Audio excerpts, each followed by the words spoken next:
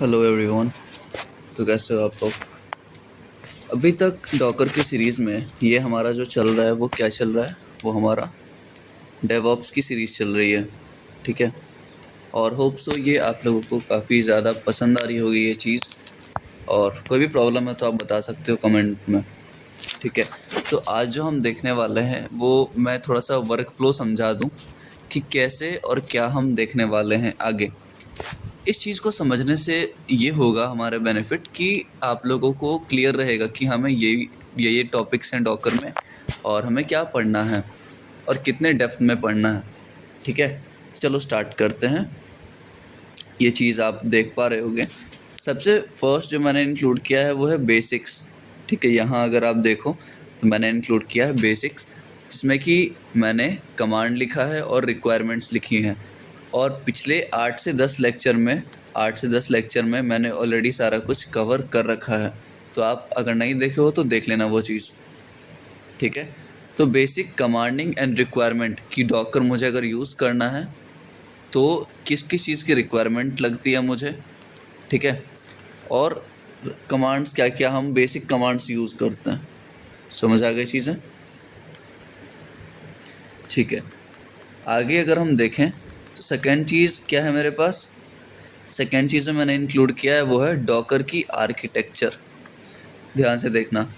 Docker की architecture के बारे में हम ऑलरेडी एक वीडियो बना करके रखे हैं, जहाँ पे हमने देखा है कि डॉकर में 3 पार्ट होते हैं। ठीक है। डॉकर में 3 पार्ट होते हैं। फर्स्ट किसका पार्ट रहता है? क्लाइंट का। फर्स्ट क्लाइंट रहेगा, बीच में होस्ट रहता है हमारा, और थर्ड जो रहता है वो हमारे पास वो रहता है registry. Right. So we have already seen this कि किस चीज़ की क्या रिक्वायरमेंट रहती है और आर्किटेक्चर में क्या क्या आती है। ठीक है। तो कुछ टॉपिक्स है जो हम ऑलरेडी डिस्कस करके रखे हैं पहले से। तो डॉकर आर्किटेक्चर भी उसी में से एक है। ठीक है। तो हमने ये भी देख रखा है।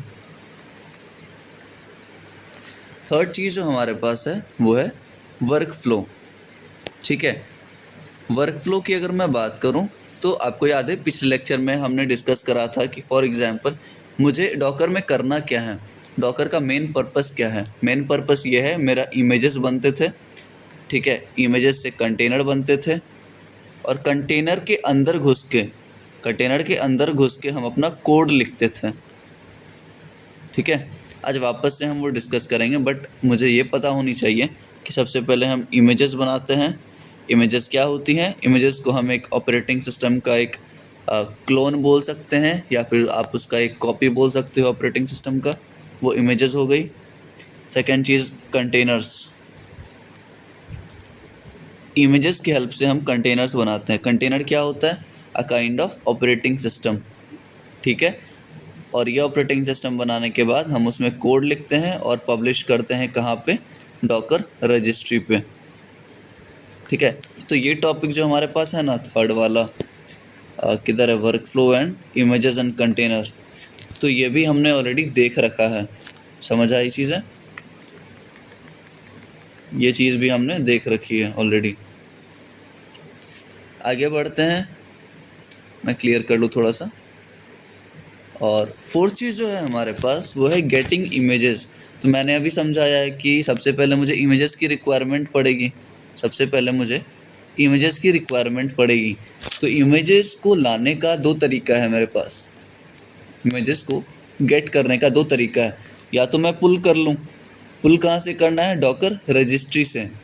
ठीक है। और इस पे लास्ट लेक्चर जो 9th या 10th लेक्चर होगा वो डॉकर पुल पे ही है कि इमेजेस को हम कैसे पुल करवा सकते हैं रजिस्ट्री से। ठीक है। और दूसरा तरीका है खुद से क्रिएट करेंगे। समझ आ गई? तो पहला प्रोसेस क्या है? डॉकर पुल करेंगे हम डॉकर रजिस्ट्री से, और दूसरा है क्रिएट करना, खुद से इमेजेस का फॉर्मेशन करेंगे। ठीक है। तो ये भी हमने देख रखा है, लेकिन पूरा नहीं देखा है हमने बस पुल वाला देखा है लास्ट लेक्चर में। आज से हम यहाँ से कंटिन्यू करेंगे आगे। समझ आ गई? मैं थोड़ा फिर से क्लियर करूँ इस चीज़ को। ठीक है। चलो अब देखो, आज से हम यहीं से स्टार्ट करेंगे। फोर्थ जो हमारा है ना ये वाला, हम पहले पुल वाला देखेंगे, लेकिन उससे भी पहले मैं आगे एक बार डिस्क्राइब कर दूं, फिर देखेंगे कि क्या पढ़ना है हमें। ठीक है। सेकेंड चीज़ हमारे पास क्या है, container life cycle.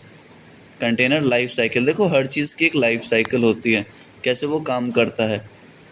Human life cycle क्या है, ह्यूमन लाइफ साइकिल कि आप 80-100 साल में टपक जाओगे, ये सही बात है हमारे पास। लेकिन कंटेनर्स की जब हम बात करते हैं, हमने क्या किया, हमने इमेजेस से क्या बनाया, कंटेनर्स। ठीक है, ये हमारे कंटेनर बन गए। अब कंटेनर के साथ हम कौन कौन सा ऑपरेशंस परफॉर्म कर सकते हैं, ये कंटेनर्स की वैलिडिटी कब तक रहेगी। ठीक है, ये हमारा किस में आएगा, कंटेनर की लाइफ साइकिल के अंदर आएगा, और ये चीज़ हम इसी वीडियो में देखने वाले हैं। ठीक है, और इसको चलो मैं वापस क्लियर आउट करूं। तो कंटेनर की लाइफ साइकिल हमें जानने बहुत ज़रूरी है।